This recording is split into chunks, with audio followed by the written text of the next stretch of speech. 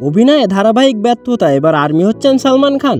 অপরদিকে বড় ধরনের আইনি বিবেকে পড়তে যাচ্ছেন মালাইকা আরোরা, জানাবো আপনাদের। প্রথমে আসা যাক সালমান খানের কাছে। গত এক দশকে বলতে গেলে সাফল্যের মুখ খুব একটা দেখেননি বলিউডের ভাইজান সালমান খান।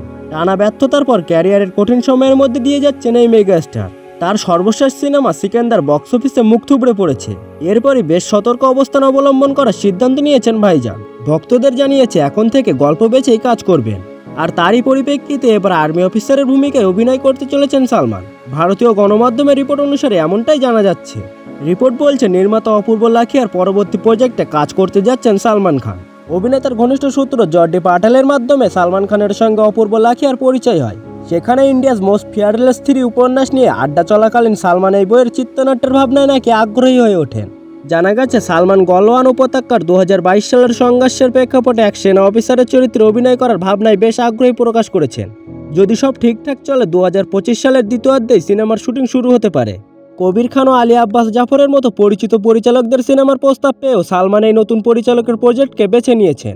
একের পর এক ব্যর্থতার পর নতুন কারোর সঙ্গে কাজ করার আগ্রহ থেকেই সালমান এই চিত্রনাট্য বেছে নিয়েছেন বলে ধারণা করা হচ্ছে।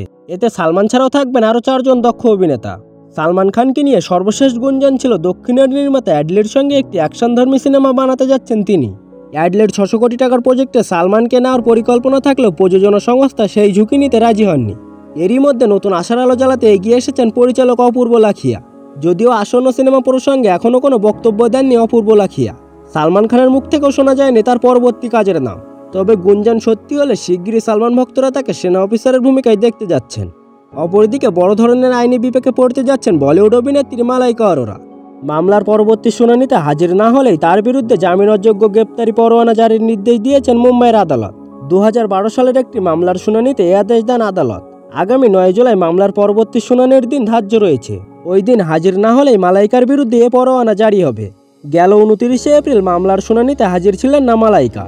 শুনানিতে চিফ জুডিশিয়াল ম্যাজিস্ট্রেট KS জানোয়ার নিজের পর্যবেক্ষণে বলেন, মালাইকা ইচ্ছে করে শুনানিতে হাজির হচ্ছেন না, তিনি আইনি প্রক্রিয়ায় সহযোগিতা করছেন না। মুম্বাইয়ের একটি 5 তারা হোটেলে এক শিল্পপতির ওপর হামলার ঘটনায় অভিযুক্ত অভিনেতা সাহেব আলী খান, শিল্পপতি বেলাল আমরহি ও মালাইকার ভগ্নিপতি শাহিল লাদা। সেই ঘটনায় প্রত্যক্ষদর্শী হিসেবে হাজির দেওয়ার নির্দেশ ছিল মালাইকার। 2012 সালের 22 ফেব্রুয়ারি দক্ষিণ মুম্বাইয়ের একটি 5 তারা রেস্তোরাঁয় কারিনা কাপুর, কারিশমা কাপুর, মালাইকা আরোরা, অমৃতা আরোরা সহ অন্য বন্ধুদের সঙ্গে ডিনার সারছিলেন সাহেব। সেখানে অভিযোগকারী দক্ষিণ আফ্রিকার বাসিন্দা ইকবাল শর্মার সঙ্গে ঝামেলা বাঁধে তার। এর জেরে মুহূর্তের মধ্যে পরিস্থিতি নিয়ন্ত্রণের বাইরে চলে যায়। 13 বছরের পুরনো সেই মারধরের মামলায় এখন উঠে এসেছে আদালতে। তবে মামলাটি নিয়ে এখনও পর্যন্ত মালাইকা কোনো মন্তব্য করেননি।